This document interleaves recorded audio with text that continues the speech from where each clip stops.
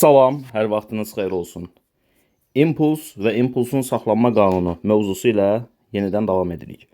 Birinci sualda, sürtünməsiz üfüqi müstəvidə 5m kütləli bir cisim 2v sürəti ilə hərəkət edərkən bir daxili patlama nəticəsində 2m və 3m kütləli hissələrə ayrılır. 3m kütləli hissənin sürəti 4v olarsa, 2m kütləli parçanın sürəti nəyə bərabərdir deyir bizə. İndi birinci növbədə baxın, impulsun sağ tərəfə doğru 5m vurulsun 2v, yəni 10mv olduğunu görürük. Başlanğıcda impuls, yəni ilk impuls 10mv-yə bərabərdirsə, partlayışdan sonra da bu 10mv saxlanmalıdır. Bu impulsun saxlanma qanunudur. İndi partlayışdan sonra görürük ki, 3m kütləli cisim 4v sürəti ilə sağa doğru hərəkət edir. Deməli, bunun sağ tərəfə impulsu 12mv-yə bərabərdir. Başlanğıcdakı impuls 10mv olduğu üçün, deməli, sol tərəfə doğru da nə qədər impulsumuz olmalıdır? 2mv olmalıdır. Çünki sol tərəfə doğru mənfi qəbul edilir, sağ tərəfə doğru müsbət qəbul edilir. Yəni, bu mənfi 2mv-dir, bu da müsbət 12mv-dir. Mənfi 2mv ilə müsbət 12mv-nin toplamı başlanğıc impulsa bərabərdir. İndi, burada cismin kütləsi 2m-ə bərabərdir. İmpulsu 2mv olmalıdır deyə bunun sürəti deməli sol tərəfə doğru v-yə bərabər olacaqdır. Yəni bunun impulsu sağa doğru müsbət 12mv, digərinin impulsu isə sola doğru mənfi 2mv və bunların toplamı mənfi 2mv ilə müsbət 12mv-nin toplamı müsbət 10mv-yə, yəni ilk impulsa bərabərdir. Davam edirik. İkinci sual. Deməli bu sualımızın cavabı nə oldu? V oldu. Mənfi v, yəni mənfi 1v. İkinci sualda, sürtünməsiz üfüqi müstəvidə vk sürəti ilə hərəkət edən 6m kütləli k cismi daxili patlama nəticəsində m və 5m kütləli hissələrə ayrılır. Parçaların sürətləri şəkildəki kimi olarsa, cismin patlamadan əvvəlki sürətinin modulu nəyə bərabərdir? İndi baxırıq, sağa doğru 5m vurulsun 4v var. Deməli bu müsbət 20mv-dir. Sol tərəfə doğru isə m vurulsun 2v. Yəni mənfi 2mv var. O zaman impuls sağa doğru 18mv-yə bərabərdir. Bu partlayışdan sonradır. Deməli, partlamamışdan əvvəl də 18mv olmalıdır. K cisminin, yəni 6m kütləli cismin sağa doğru bir impulsu var və bu impuls 18mv-yə bərabər olmalıdır. M-lər gedəndən sonra, 6 ilə də 18 gedəndən sonra geriyə qalır VK bərabərdir 3V. Və sualın doğru cavabı C variantıdır. Üçüncü sualda. Sürtünməsiz üfüqi müstəvidə dayanan şəkil 1-dəki cisim daxili partlama nəticəsində M və 3M kütləli parçalara ayrılır. Buna əsasən parçaların sürətlərinin modulları nisbəti nəyə bərabərdir? İndi birinci növbədə şəkil 1-də görürük ki, 4M kütləli cismin sürəti yoxdur. Ona görə bunun impulsu da 0-a bərabərdir. Başlanğıc impuls 0-a bərabər olduğu üçün son impuls da 0-a bərabər olmalıdır. Və son impulsu necə 0-a bərabər edə bilərik? Sağa doğru 3m vurulsun v1-i müsbət qəbul etsək, sola doğru m vurulsun v2-ni mənfi qəbul etsək, bunların toplamı 0-a bərabər olur. Nəticədə bunların modulları deyə bilərik ki, bir-birinə bərabərdir. Elə bil ki, sağa 5, sola 5 var. Toplamı nə olur? 0 olur. Yəni, sağ tərəfə doğru olan 3m vurulsun v1, sola doğru olan m vurulsun v2-yə bərabər olmalıdır. Buradan m-ləri aparsaq, geriyə nə qalar? V1 bölü V2 nisbəti bərabərdir 1 bölü 3. Deməli, sualımızın doğru cavabı Y variantı olmalıdır. Davam edirik 4-cü sualla. Sürtünməsiz üfüqi müstəvidə olan M1 və M2 kütləli cisimlərin arasında yay sıxışdırılır və sərbəst buraxılır. Buna əsasən yaydan ayrıldıqdan sonra cisimlərin sürətləri modulları nisbəti nəyə bərabərdir deyir bizə. Birinci növbədə biz burada belə bir şey deyə bilərik. Bunlar yay sıxışdırılıb buraxılandan sonra müxtəlif sürətlərlə hərəkət edirlər.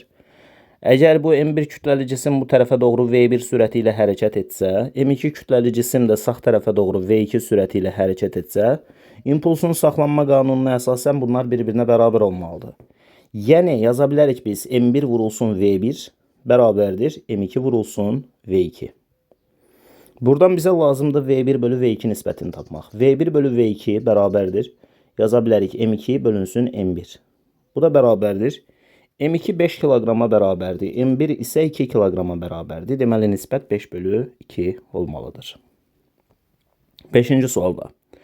6M kütləli cisim V sürəti ilə hərəkət edərkən bir daxili partlama nəticəsində 5M və M kütləli 2 deməli parçaya ayrılır. Parçalar patlama sonrası şəkildəki istiqamətlərdə hərəkət edirsə, sürətlərinin modulları nisbəti nəyə bərabərdir deyir bizə.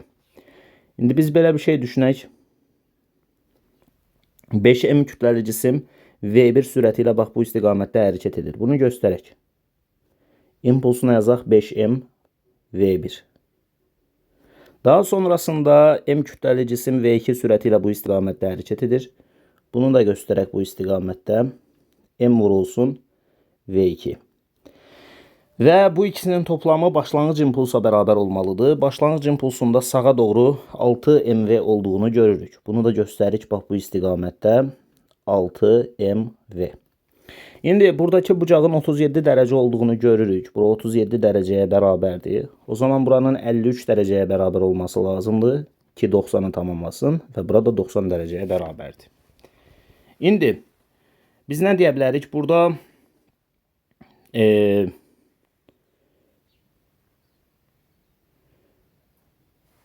belə deyək, 37 dərəcənin qarşısı, bir də üçbucaq buradan təkrardan qursaq, 37 dərəcənin qarşısı olur 3K. Daha sonrasında 53 dərəcənin qarşısı olur 4K və hipotenuzda olur 5K. 3, 4, 5 üçbucağıdır da bu, bilirik. İndi bizə nə lazımdır? V1/V2 nisbəti lazımdır. Baxın, fikir verin. 5M V1 4K'ya bərabərdir. M vurulsun V2 isə 3K'ya bərabərdir. İndi biz buradan belə düşünə bilərik.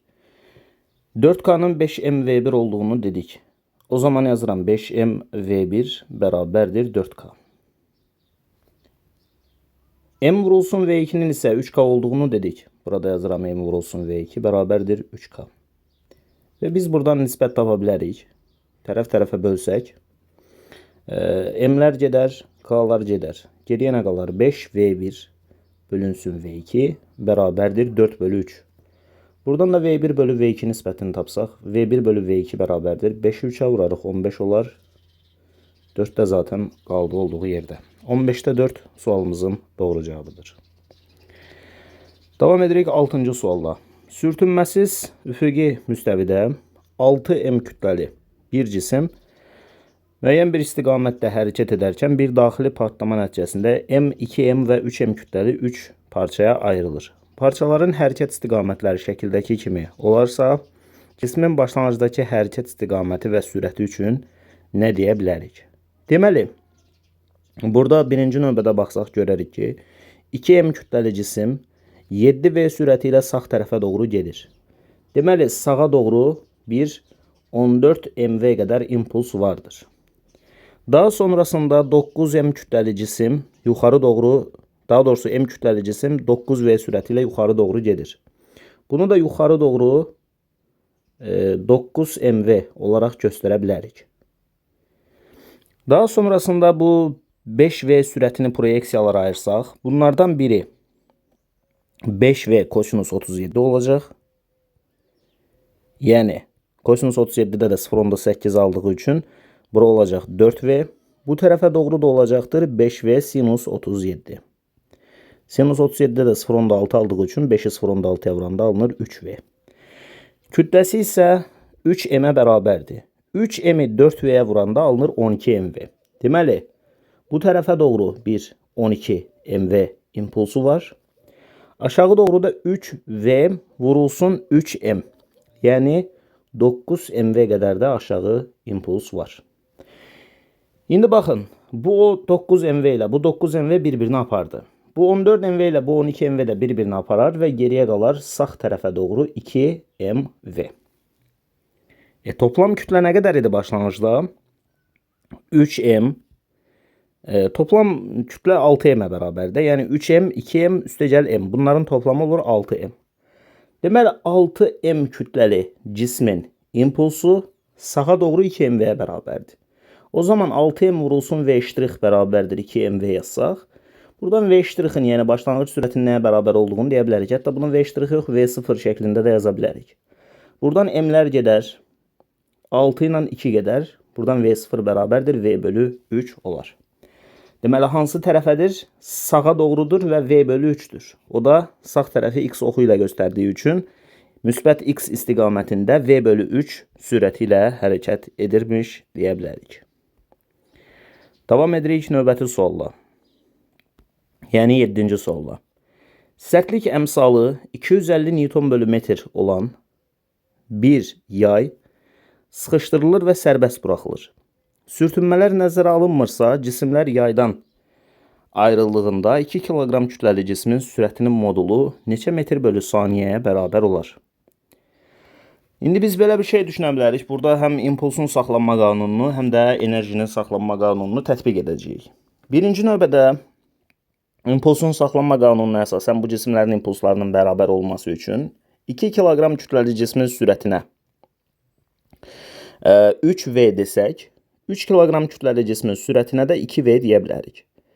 Yəni m1 vurulsun v1 bərabərdir m2 vurulsun v2 deyə bilərik və buradan görərik ki, v1 bölü v2 nisbəti m2 bölü m1 nisbətinə bərabərdir. Yəni kütlələrlə tərs asılıdır. O zaman 2 kiloqrama 3v desək, 3 kiloqrama da 2v deyə bilərik. Çünki tərs mütənasib asılı olduğunu dedik. İndi buradan enerjinin saxlanma qanununu gəlin tətbiq edək. Amma necə tətbiq edəcəyik? Birinci növbədə birinci cismin kütləsi 2 kiloqram vurulsun sürəti 3v. O zaman yazıram m1 v1 kvadratı bölünsün 2. Yəni 2 vurulsun 9v kvadratı, yəni sürətinin kvadratı bölünsün 2. Zaten burada 2'ler gedəcək. Üstə gəl ikinci cismin kinetik enerjisi, yəni 3 vurulsun 2v'ni kvadrata yüksəldirik. Olur 4v kvadratı bölünsün 2. Burada da 4 ilə 2 gedəcək. Bərabərdir 9v kvadratı üstə gəl 6v kvadratı. Bu da olur 15v kvadratı. Deməli bu başlanğıcda cisimlərin, başlanğıcda deməyək, elə ayrılandan sonra cisimlərin sahib olduğu kinetik enerjilərin toplamıdır. Bəs yaydakı potensial enerji nə qədərdir? Bunu tapaq. K vurulsun x-in kvadratı bölünsün 2 yaza bilərik. Sərtlik əmsalı 250'dir. Sıxılma miqdarı 0,2 metrdir. Kvadrata yüksəldəndə olur 0,4 metr. Bölünsün 2. Bu da bərabərdir. 250'ni 0,4'ə vuranda alınır 10. Onu da 2'yə böləndə alınır 5. Deməli, yayın potensial enerjisi 5 jouldur. Və bu 5 joulluk enerji çevrilir nəyə? Kinetik enerjiyə. Kinetik enerjinin də 15v kvadratı olduğunu demişdik. O zaman 15v kvadratı bərabərdir 5 yazıram. Yəni bu enerjiyə bərabər edirəm. Buradan v kvadratı bərabərdir 3'te 1 alsaq. V'nin özünü tapanda da 1 bölü kök altında 3 şəklində bir şey alınır. İndi bizə lazımdır nə? 2 kiloqram kütləli cismin sürəti. 2 kiloqram kütləli cismin sürəti, yəni bu cismin sürəti V1 bərabərdir 3V'dir. O da bərabərdir 3 vurulsun. V'nin yerinə də yazıram 1 bölü kökdə 3. 3 ilə kökdə 3 gedəndə də geriyə kökdə 3 qalır. Sualımızın doğru cavabı olur B variantı. 8-ci sualla davam edirik. Sürtünməsiz üfüqi müstəvidə 8 kiloqram kütləli bir cisim 10 metr bölü saniyə sürətlə hərəkət edərkən bir daxili partlama nəticəsində 3 kiloqram və 5 kiloqram kütləli parçalara ayrılır. Buna əsasən parçaların partlayış sonrası sürətlərinin modulları nəyə bərabərdir? Deməli yazıram. Birinci növbədə bu cisim, yəni 3 kiloqram kütləli cisim yuxarı doğru 3V1 impulsu ilə hərəkət edir. Digər cisim isə bax bu istiqamətdə 5V2. Bax bunu da bu istiqamətdə göstərdim. 5V2 yazdım. Bu isə başlanğıc impulsdur və bu iki impulsun toplamı başlanğıc impulsa bərabər olmalıdır. O da 8 vurulsun 10'dur. Yəni 80'dir. İndi burada bucaqları göstərək. Baxın. 37 dərəcə buradırsa, o zaman bu vektoru biz bura gətirdiyimiz zaman buradakı bucaq nə qədər olur? 53 dərəcə olur. Deməli burada 53 dərəcə var. Burada 37 dərəcə var. Bax bura 1 saniyə. Deməli bura 53 dərəcədir. Bura isə 37 dərəcədir. 53'ün qarşısı nə olur? 4K olur. Bax 53'ün qarşısı 4K'dır. Deməli 4K bərabərdir 80'dir. Buradan K'nı tapsaq K bərabərdir 20'dir. Biz bilirik ki 37 dərəcənin qarşısı 3K olur. Hipotenuzda olur 5K. Yəni 3, 4, 5 üçbucağıdır bu. Burada 5K'nı 5V2 verib yazıram 5K bərabərdir 5V2 və buradan K'nı tapsaq K bərabərdir elə V2'dir. K'nın qiyməti də 20 olduğu üçün deməli V2 elə 20 metr bölü saniyəyə bərabərdir. Burada isə 3K görürük. 3K da bərabərdir 3V1'ə. Buradan da V1'i tapsaq V1 də deməli K'ya bərabər olur və K'nın qiyməti yenə 20 metr bölü saniyədir. Okey, deməli biz V1 və V2 sürətlərini tapdıq. Hər ikisi 20 metr bölü saniyədir. Sualımızın doğru cavabı deməli B variantıdır. 9-cu sualda 2M kütləli cisim sürtünmələrin nəzərə alınmadığı sistemdə 30 metr bölü saniyə sürətlə yuxarı doğru atıldıqdan 3 saniyə sonra partlayır və 2 bərabər kütləli parçaya ayrılır. Parçalardan birinin sürəti aşağı doğru 40 metr bölü saniyə olarsa, digər parça partlayışdan neçə saniyə sonra yerə düşər? Deməli, bu cismin, yəni 2M kütləli cismin maksimal hündürlüyə qalxma müddəti T qalxma bərabərdir V0 bölünsün J ifadəsi ilə hesablanır. Burada başlanğıc sürət 30 metr bölü saniyədir. Sərbəst düşmə təcili 10'dur. Deməli, cisim maksimal hündürlüyə 3 saniyəyə qalxacaq. Burada da zamanı 3 saniyə verir. Deməli, cisim 3 saniyə sonra maksimal hündürlüyə qalxmışdır və həmən hündürlükdə cisim dayanır. 2 bərabər parçaya ayrılır. Bunlardan biri M kütləli cisim aşağı doğru 40 metr bölü saniyə sürətlə hərəkət etməyə başladısa, digər M kütləli cisim də yuxarı doğru 40 metr bölü saniyə sürətlə hərəkət etməyə başlamalıdır. Bu 40 metr bölü saniyə sürətlə yuxarı doğru hərəkət edən cismin yerdən olan hündürlüyü nə qədərdir? Bunu tapmaq üçün H bərabərdir V0'ın kvadratı bölünsün 2J yaza bilərik. Bu da bərabərdir. Başlanğıc sürət 30 idi. Yazıram 30'un kvadratı, yəni 900. 900 də 20'yə böləndə alınır 45. Deməli, bu cisim yerdən 45 metr hündürlükdən yuxarı doğru atılır. Hansı sürətlə? 40 metr bölü saniyə sürətlə. İndi 40 metr bölü saniyə sürətlə atılan cisim hansı hündürlüyə yenə qalxar? Biz burada H2 yazsaq, yazarıq 40'ın kvadratı bölünsün 20, yəni 2J. Bu da bərabərdir 1600'ü 20'yə bölərək olar 80. Deməli, yenə 80 metr yuxarı qalxdı. 45 metr zaten qalxmışdı. 80 metr yenə qalxdı. O zaman bunun hündürlüyü oldu 125 metr. İndi 125 metrdən aşağı hansı zaman müddətində düşər? Kökdə 2H bölünsün J, bu da bərabərdir. Kök altında 2 vurulsun 125 bölünsün 10. Bu da eləyir 5 saniyə. Deməli, cisim 5 saniyəyə yerə düşər. Baxın, buradan maksimal hündürlükdən yerə düşməsi 5 saniyə çəkir. 40 metr bölü saniyə sürətlə yuxarı atıldığı üçün buradan burada T bərabərdir V0 bölü J, yəni 4 saniyəyə qalxıb. 4 saniyəyə qalxıb 5 saniyəyə düşüb, deməli ümumi uçuş müddəti 9 saniyəyə bərabərdir. Yəni partlayışdan 9 saniyə sonra cisim yerə düşər. Davam edirik 10-cu sualla. Sürtünməsiz üfüqi müstəvidə kütləsi M olan can 9 metr kütləli araba ilə birlikdə 5V sürəti ilə hərəkət edir. Deməli, uşaq yerə nəzərən 4V sürəti ilə geriyə doğru atılarsa, arabanın son sürətinin modulu nəyə bərabər olar deyir bizə. İndi birinci növbədə bu adam 9M kütləli arabacığın üzərində hərəkət edir və toplam kütlə 10M'ə bərabərdir. Sürət isə 5V'yə bərabərdir. 10M'i 5V'yə vuranda biz buradan ilk impulsu hesablaya bilərik ki, bu da 50MV'yə bərabərdir. Daha sonra bu adam yerə nəzərən 4V sürəti ilə əks istiqamətdə atıldı. O zaman bunun kütlə impulsunu yaza bilərik 4MV şəklində. Çünki kütlə M'dir, sürət V'dir, 4MV olur. Üzərinə gəlirik. Arabanın kütləsi vurulsun, arabanın sonraki sürəti bərabərdir. Bax, bu başlanğıc impulsa bərabərdir.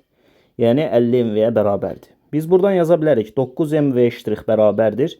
50MV-nin üzərinə 4MV-ni gəlirəm, olur 54MV. Buradan da M-lər gedəndən sonra 9 ilə də 54 gedəndən sonra geriyə qalır V ştrix bərabərdir nəyə? 6V-yə. Deməli, sualımızın doğru cavabı A variantıdır. 11-ci sualla davam edirik. Deyilir ki, sürtünməsiz üfüqi müstəvidə kütləsi m olan uşaq 9m kütləli araba ilə birlikdə 6v sürəti ilə hərəkət edir. Deməli, biz buradan ilk impulsu hesablaya bilərik. P0 bərabərdir. Toplam kütlə 9m ilə 10m'in toplamı, yəni 10m vurulsun sürət. Sürət də 6v'yə bərabərdir. 10m'i 6v'yə vuranda olur 60mv. Deməli, birinci növbədə başlanğıc impuls 60mv-yə bərabərdir. Daha sonra uşaq arabaya nəzərən 2v sürəti ilə arxaya doğru nə olur? Nə edir? Atılır. Tullanır yəni. Arabaya görə 2v sürəti ilə arxaya atılırsa, baxın biz burada deyə bilərik. Uşağın arabaya nəzərən sürəti, uşağın sürətindən arabanın sürətini çıxırıq. Bu da olur nəyə? 2v'yə. Amma əks istiqamətdə atıldığı üçün bunu mənfi 2v yaza bilərik. Burada uşağın sürətini biz bilmirik. VU yazaq buna. Arabanın sürətinin 6v olduğunu bilirik. Bərabərdir mənfi 2v'yə. Buradan uşağın yerə nəzərən sürətini tapa bilərik. Mənfi 2v'nin üzərinə 6v gəlirik. Bu da olur 4v. Deməli, uşağın yerə nəzərən sürəti 4v'yə bərabərmiş. İndi biz buradan nə deyə bilərik? Arabanın son sürətinin modulu nəyə bərabərdir? İndi birinci növbədə impuls 60mv-yə bərabərdir. İndi uşaq 4v sürəti ilə əks istiqamətdə, yəni yerə nəzərən 4v sürəti ilə geriyə doğru atıldı. O zaman yaza bilərik. Uşağın kütləsi m vurulsun sürəti 4v. Bunun üstünə gəlirik. 9m kütləli arabacıq və sürəti v' bərabərdir nəyə? Başlanğıc impulsa, yəni 60mv-yə. Biz buradan 9mv' bərabərdir yaza bilərik. 60mv-dən 4mv-ni çıxırıq ki, geriyə qalır 56mv. Buradan m'lər gedəndən sonra 9 ilə də 56-nı ixtisar aparsaq qalır v' bərabərdir 6,2 v. Yəni sualımızın doğru cavabı olur C variantı. Davam edirik 12-ci sualla. Sürtünmələrin nəzərə alınmadığı bir sistemdə K nöqtəsindən üfüqə bucaq altında atılan cisim maksimum hündürlükdəki O nöqtəsində daxili partlayış nəticəsində iki bərabər kütləli hissəyə ayrılır. Parçalardan biri sərbəst düşmə hərəkət edirsə, digər parça hansı hissəyə düşər deyə bizdən soruşur. İndi birinci növbədə biz bilirik ki, maksimal hündürlükdə cismin sürətinin y oxu üzərində proyeksiyası sıfıra bərabərdir. Yəni vy sıfırdır. Və burada yalnız x oxu üzərində sürəti vardır. Yəni sürəti v bərabərdir vx-dir. İndi bu adam iki bərabər kütləli parçaya ayrıldı. Və bunlardan məsələn başlanğıcda bunun 2m olduğunu fərz etsək, başlanğıc impulsu nəyə bərabərdir x oxu üzərində? 2m vurulsun vx-ə bərabərdir. Deməli, impulsun x oxu üzərində başlanğıc qiyməti 2m vurulsun vx-dir. Daha sonrasında isə 2 dənə bərabər kütləli parçaya bölünür. Bunlardan biri m olsun, digəri də nə olsun? M olsun. Biri aşağı doğru hərəkət etməyə başladı. Yəni sərbəst düşmə hərəkət edəcək. O zaman digərinin x oxu üzərində bir sürəti var. Buna deyək vx'. O zaman yazaq, m kütləli cismin x oxu üzərində sürətinin proyeksiyası bərabərdir başlanğıc impulsa, yəni 2m vx-ə. Buradan m'lər gedəndən sonra alınır vx' bərabərdir 2 vx-ə. Baxın, vx sürəti ilə k-dan m-yə gəldi, yəni 2 bölgü məsafə gəldi. İndi sürəti 2 vx-ə bərabərdir, yəni 2 dəfə böyükdür. O zaman gedəcəyi yolda 2 dəfə böyük olmalıdır. Burada x oxu üzərində 2 bölgü gəlmişdirsə, indi x oxu üzərində 4 bölgü gəlməlidir. Yəni 1, 2, 3, 4 bölgü gəlib C nöqtəsinə düşməlidir. Ona görə də sualımızın doğru cavabı D variantı olacaqdır. Davam edirik 13-cü sualla. Sürtünmələrin nəzərə alınmadığı bir mühitdə K nöqtəsindən üfüqə bucaq altında atılan 4m kütləli cisim O nöqtəsinə gəldiyində daxili partlayış nəticəsində m və 3m kütləli parçalara ayrılır. M kütləli parça, deməli, üfüqi atış edərək L nöqtəsinə düşürsə, 3M kütləli parça hansı nöqtəyə düşər? İndi birinci növbədə burada bunun X oxu üzərində bir proyeksiyası var başlanğıcda. Baxın. Və bu X oxu üzərində proyeksiya nəticəsində K-dan L-yə, L-dən M-yə, yəni 2 bölgü məsafə gəlmişdir. Bunun da 2Vx olduğunu fərz edək. Düzdürmü? O zaman bunun impulsunun X oxu üzərinə proyeksiyası 4M vurulsun 2Vx-dir. Yəni 8MVx-ə bərabərdir. Daha sonrasında partlayışdan sonra bu adam bir bölgü məsafə gəlib. Yəni M-dən L-yə gəlib. Bir bölgü məsafə gəlib. Deməli bunun X oxu üzərində proyeksiyası Vx-ə bərabərdir. O zaman sol tərəfə doğru M kütləli cismin Vx sürəti vardır. Digərinin isə hansı sürətə sahib olduğunu bilmirik. 3M vurulsun və V' deyək. Və bunların toplamı, yəni bu əks istiqamətdə olduğu üçün mənfi yazaq. Mənfi M Vx üstəgəl. Buna müsbət qəbul edək. 3MV' bərabərdir. Nəyə? Başlanğıc impulsa. Yəni 8MVx-ə. Burada M-lər hər yerdə var. Bunları apara bilərik zaten. O zaman yazıram mənfi Vx üstəgəl 3V' bərabərdir 8Vx-ə. Buradan da yaza bilərik 3V' bərabərdir. 8Vx-in üzərinə Vx-i gəlirik. 9Vx olur.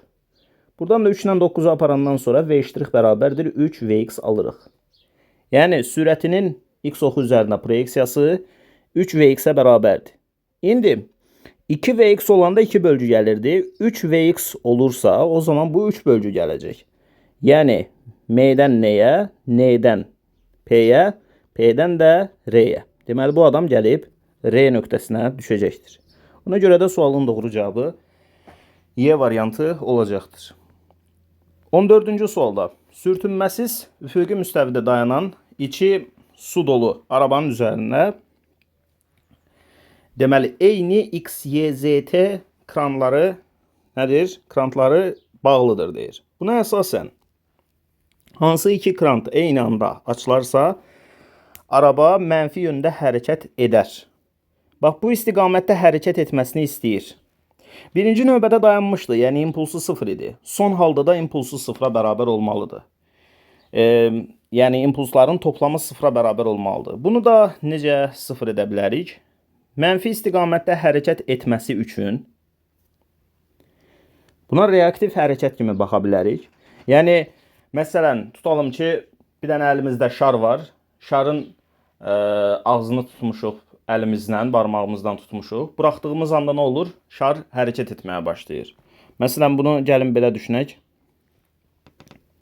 Baxın, şar tutalım ki, əlimizdə bu formada bir şar var.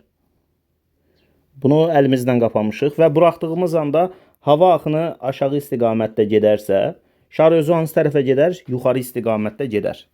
Deməli, buradan da belə bir nəticə çıxır ki, bu adamın bu istiqamətdə hərəkət etməsi üçün bu istiqamətdə nə olmalıdır? Su axmalıdır. Yəni T kranını aça bilərik.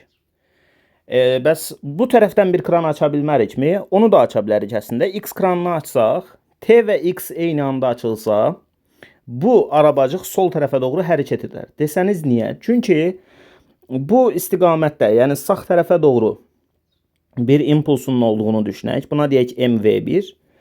Sol tərəfə doğru bir impulsunun olduğunu düşünək. Bu olsun MV2. Hansı daha böyükdür desək, deyərik ki, burada MV1 MV2-dən daha böyükdür. Niyə? Çünki burada T ekranını açdığımız zaman aşağıda düzdür, eyni kütləli su axır, amma sürətləri eyni deyil. Çünki aşağıda olanda təzyiq daha çoxdur. Burada daha çox təzyiq olduğu üçün su daha böyük sürətlə axır.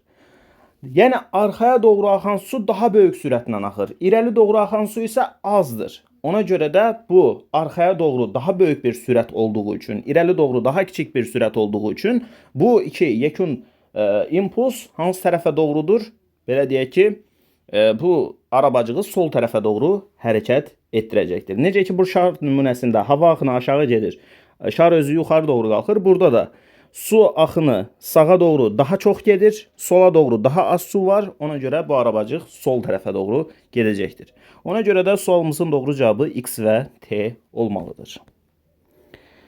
15-ci sualda Sürtünmələrin nəzərə alınmadığı bir sistemdə K nöqtəsindən sərbəst buraxılan cisim L nöqtəsində daxili partlama nəticəsində 3 bərabər parçaya ayrılır. Buna əsasən parçaların sürət vektorları aşağıdakılardan hansı ola bilər? İndi birinci növbədə bu adam aşağı doğru düşür də, düzdürmü? Bunun impulsu aşağı doğrudur. O zaman yekun impuls da aşağı doğru olmalıdır. Yekun impuls aşağı doğru nə zaman ola bilər? Məsələn, Y və T olsa ola bilər. Niyə Y və T-ni deyirəm? Çünki Y və T biri sola doğru -1, biri sağa doğru müsbət 1 var. -1 ilə müsbət 1 bir-birini aparır və 0 olur. Yəni x oxu üzərində bu hərəkət etmir. Bu ola bilər və yaxud da nə deyə bilərik? Gəlin bir variantları yoxlayaq. Birinci variant x, t, s. X-in bax bunun x oxu üzərində proyeksiyası nə qədərdir? -2-dir. Yəni x -2 və y oxu üzərində isə 0-dır. T-yə baxaq. T-nin x oxu üzərində proyeksiyası sağa doğru bir bölgüdür. Aşağı doğru da bir bölgü olduğu üçün bu da -1'dir. Bəs S-in nə qədərdir? S-in x oxu üzərində proyeksiyası S sağa doğrudur 1'dir və yuxarı aşağı doğru olmadığı üçün y oxu üzərində 0'dır. Gəlin bunları toplayaq. X-lərini toplayaq. -2'ye 1 gələk, -1 olacaq. -1'e də 1 gələndə 0 olacaq. Yəni burada impulsun x oxu üzərindəki proyeksiyası 0 olacaq. Başlanğıcda da impulsun x oxu üzərində proyeksiyası 0 idi. Deməli bu olar. Yəni cisim x oxu istiqamətində hərəkət etmir. Burada istiqamət y oxu istiqamətində olmalıdır. Ona görə birinci variant doğrudur. Daha sonrasında ikinci varianta baxırıq. Y, Z, S. Gəlin Y-nin x oxu üzərindəki proyeksiyasına baxaq.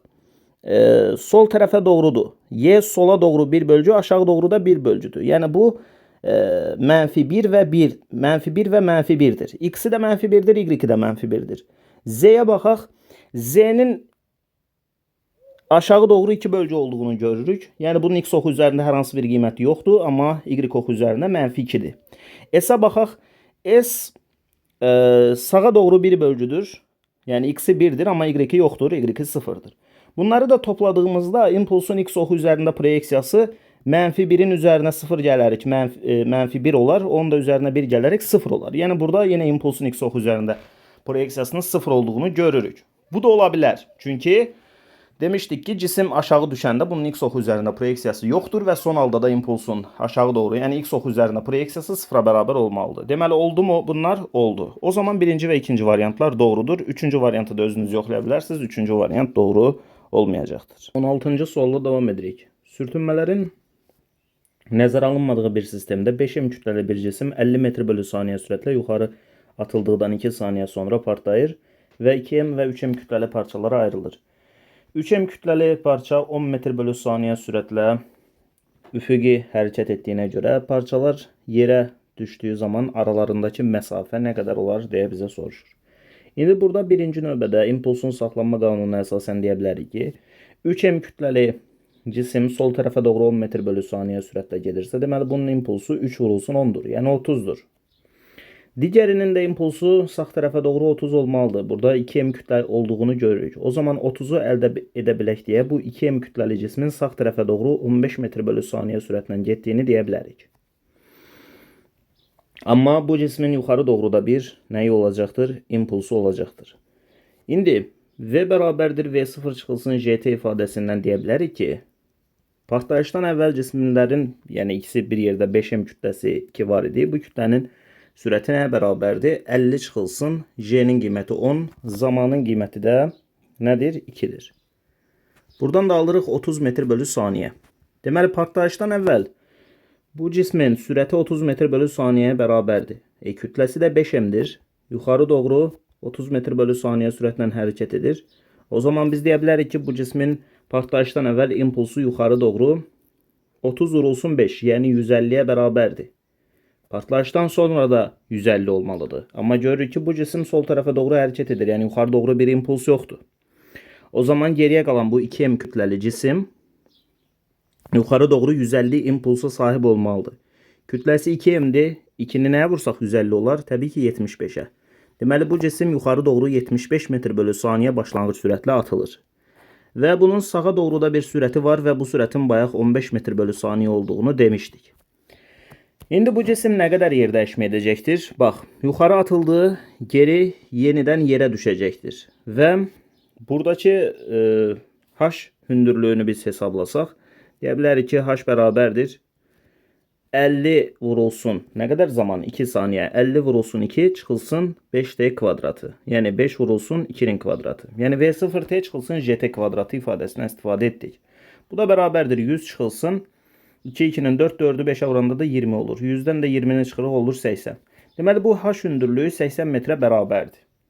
O zaman bu cisim 80 metr yerdəyişmə icra edəcək. Amma belə deyək, Y oxunun əksi istiqamətində olduğu üçün buna -80 yaza bilərik. O zaman -80 bərabərdir. Başlanğıc sürəti yuxarı doğrudur. Y oxu da yuxarı doğru olduğu üçün buna yaza bilərik 75 vurulsun t. Çıxılsın jet kvadratı bölü 2. Yəni 5t kvadratı yaza bilərik. Hər tərəfi 5'ə bölsək buradan nə alarıq? 15t çıxılsın t kvadratı bərabərdir -80. Buradan -t kvadratı üstəgəl 15t çıxılsın 80 bərabərdir. Daha doğrusu bu tərəfə atanda müsbət olur. Müsbət 80 bərabərdir 0. Buradan tənliyin köklərini tapmaq lazımdır. Diskriminant bərabərdir b-nin kvadratı. Yəni 15'in kvadratı olur 225. Çıxılsın 4 vurulsun -1. Olur müsbət 4 vurulsun 80. O da eləyir. Nə qədər? 320. Düzdürmü? Amma burada 80'i də biz 5'ə bölməliydik. 5'ə bu tərəfləri böldük 15 ilə 5, amma 80'i bölmədik. Bu da 5'ə böləndə 16 olur. Bunu da nəzərə alaq. Deməli, b kvadratı, yəni 225 çıxılsın 4 vurulsun. Sonra da 16'nı vuranda 4'ü 16'ya vuranda olur 64. 225'in də üzərinə 64 gələndə olur 289. 289'dan da kök neçə çıxır? 17 çıxır. Buradan kökü tapsaq t bərabərdir -b, yəni -15 üstəgəl 17 bölünsün 2a. Yəni 2 vurulsun a''nın qiyməti də 1'ə bərabərdir. Bu da bərabərdir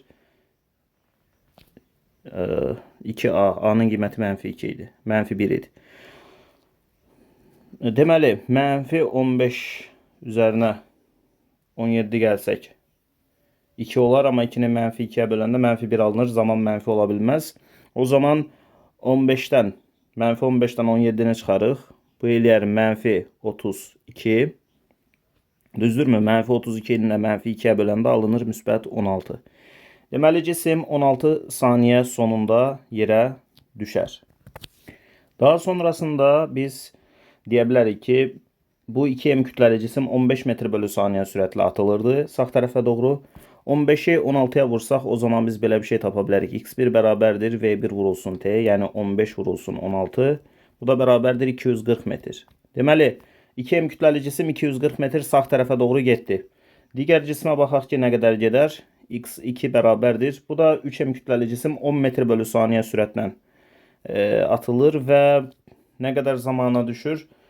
T bərabərdir kök altında 2H, yəni 80 metr hündürlük buranı tapmışdıq. 2 vurulsun 80. 80 mi tapmışdıq? Hə, H-ın qiyməti 80 idi. 2 vurulsun 80 bölünsün 10. Yəni 160 bölü 10. 160'ı da 10'a böləndə 16 olur. 16'dan da kök çıxır 4. Deməli, onu da 4'ə vururuq. Alınır 40 metr. 40 metrdə bu sol tərəfə doğru gedib. Biri 240 metr sağa, biri 40 metr sola. Aralarındakı məsafə 280 metrə bərabər olar. 17-ci sualla davam edirik. Deyir ki, sürtünmələrin nəzərə alınmadığı bir sistemdə yerdən yuxarı doğru V0 sürəti ilə atılan cisim maksimum hündürlükdə daxili partlama nəticəsində kütlələri M1, M2, M3 olan parçalara ayrılır. Cisimlər üfüqi istiqamətdə hərəkət edərək M1 kütləli cisim K-ya, M2 kütləli cisim N-yə, M3 kütləli cisim də P-yə düşür. Bunların arasında deməli kütlələri verib deyir ki, hansı mütləq şəkildə doğrudur.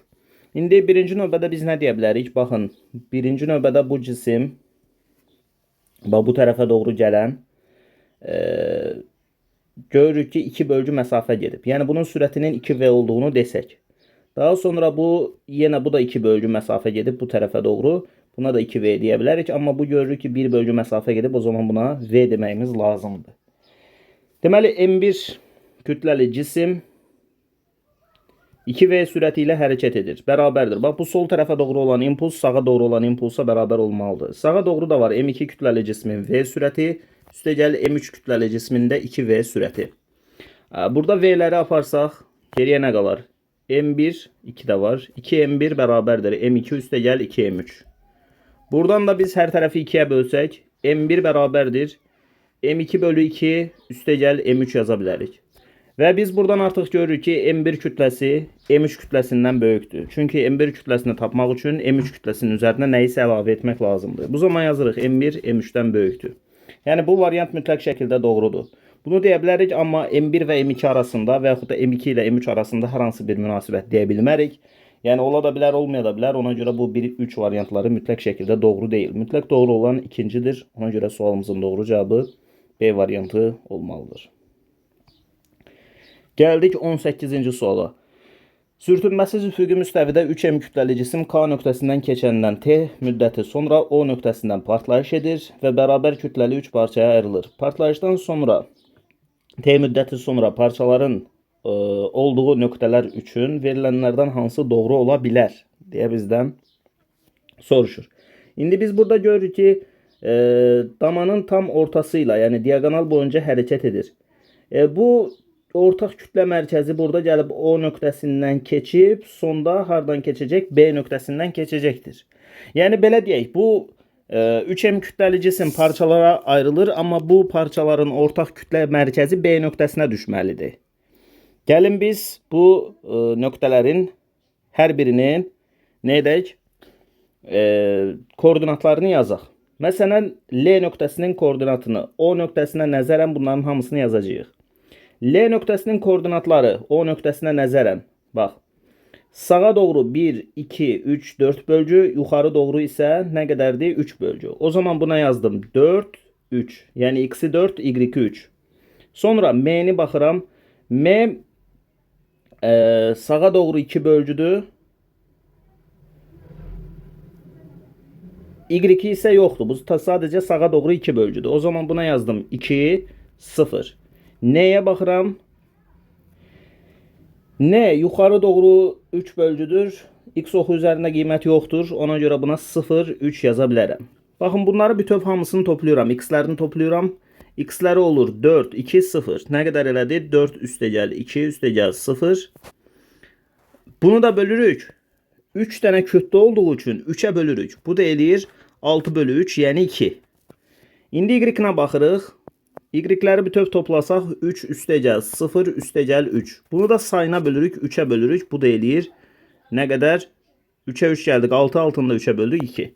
Deməli, ortaq kütlə mərkəzi 2, 2 oldu. Bəli, 2, 2 ola bilər. Bu nə deməkdir? Yəni, diagonalın mərkəzi ilə gedir. Yəni, x-i də 2-dir, y-i də 2-dir. Bu ola bilər. İndi digərinə baxaq. Deməli, birinci variantımız doğru oldu. İndi ikinci varianta baxaq. Deyir, biri x, biri y, biri z. X baxaq neçədir? Sağa doğru 3 bölgü, yuxarı doğru 2 bölgü. O zaman bunu yazdım. X sağa doğru 3, yəni x-i 3'dür, y-i 2'dir. Sonra y. Y'ye baxıram. Sağa doğru 1, 2, 3, 4, yuxarı doğru 2. O zaman buna yazıram 4, 2. Sonra z'ye baxıram. Z sola doğru 1'dir, yuxarı doğru 2. Yəni mənfi 1, 2'dir. Z'ni də yazdım. Mənfi 1, 2. Bax, bütün bunları topluyorum. X'lərini topladım. 3 üstəgəl 4 üstəgəl mənfi 1. Yəni elə çıxılsın 1 yazaq. Bölürəm nəyə? Bölürəm sayına. 3'ə. 3'ə 4 gəldim. 7, 7'dən 1 çıxdım. 6, altında 3'ə böldüm. Oldu 2. İndi y-lərini topluyorum. 2 üstəgəl 2 üstəgəl 2. Bölünsün sayına. Yəni 3'ə. Bu da elədi 2. Deməli, yenə də baxdıq ki, 2, 2 alındı. Yəni diagonalın ortası ilə. Deməli, bu da doğru ola bilər. İkinci variant da doğrudur. İndi üçüncü varianta baxaq. Der biri A, biri B, biri de C olsun. Bax, O nöqtəsindən A'ya aşağı doğru 1, sağa doğru 1. Yəni, sağa 1 olduğu üçün x-i 1'dir, amma aşağı olduğu üçün y-i mənfi 1'dir. Deməli, A nöqtəsinin x-i 1, y-i mənfi 1. B-yə baxıram. B sağa 3, yuxarı 3. Deməli, buna 3, 3 yazıram. Sonra baxıram C'ye. C'nin sağa doğru 2, yuxarı doğru 1, 2, 3, 4 olduğunu görürük. Buna da yazıram 2, 4. X'ləri toplayaq. 1, 3, 2. Nə qədər elədi? 4, 6. Deməli 1 üstəgəl 3 üstəgəl 2 bölünsün 3. Bu elədi 2. Y-lərinə baxıram. Mənfi 1 üstəgəl 3 üstəgəl 4 bölünsün 3. Mənfi 1'ə 3 gələndə 2, 2'yə 4 gələndə 6 altında 3'ə bölündü 2. Deməli, burada da gördük ki 2, 2 alındı. Deməli, bunların hər üçü doğrudur. Nəticədə sualımızın doğru cavabı Y variantı olmalıdır. Beləliklə bu videonun da sonuna gəlmiş olduq. İzlədiyiniz üçün təşəkkür edirəm. Növbəti videolarda görüşənədək özünüzə yaxşı baxın. Sağ olun, salamat qalın.